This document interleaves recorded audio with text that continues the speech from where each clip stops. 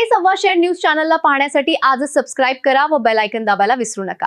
नवीन video पाहण्यासाठी आजच आमच्या चॅनलला फॉलो करा। तसेच अहमदनगर जिल्ह्यातील शेवगाव तालुक्यातील अमरापूर येथे आज दुपारी एक खळबळजनक घटना उघडकीस आली आहे।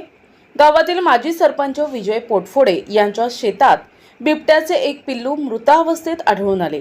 या घटनेमुळे संपूर्ण परिसरात भीतीचे वातावरण पसरलंय। आज दुपारी विजय पोटफोडे यांच्या शेतात काम सुरू असताना बिबट्याचे पिल्लू निपचित पडलेले दिसून आले। जवळ जाऊन पाहिले असता ते मृत असल्याचं स्पष्ट झालं। या माहितीची वाऱ्यासारखी बातमी गावात पसरताच ग्रामस्थांनी मोठ्या संख्येने शेताकडे धाव घेतली।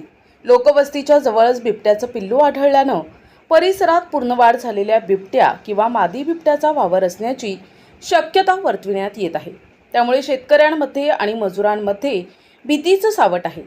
घटनेची माहिती मिळताच वन विभागाच्या अधिकाऱ्यांनी आणि कर्मचाऱ्यांनी तातडीने घटनास्थळी धाव घेतली। वन विभागाच्या पथकाने मृत पिल्लाचा ताबा घेऊन रीतसर पंचनामा केलाय। आम्ही घटनास्थळी पोहोचून पंचनामा केलाय।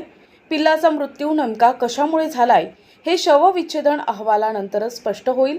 ग्रामस्थांनी घाबरून न जाता सतर्क राहावे अशी माहिती वन विभागाच्या अधिकाऱ्यांनी दिली आहे।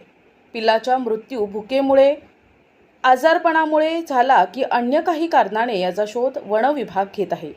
तसेच परिसरात मादी बिबट्या असण्याची शक्यता गृहीत धरून वन विभागाकडून गस्त वाढविण्याची मागणी ग्रामस्थांनी केली आहे। खरे सव्वाशेर न्यूज, संगमनेर।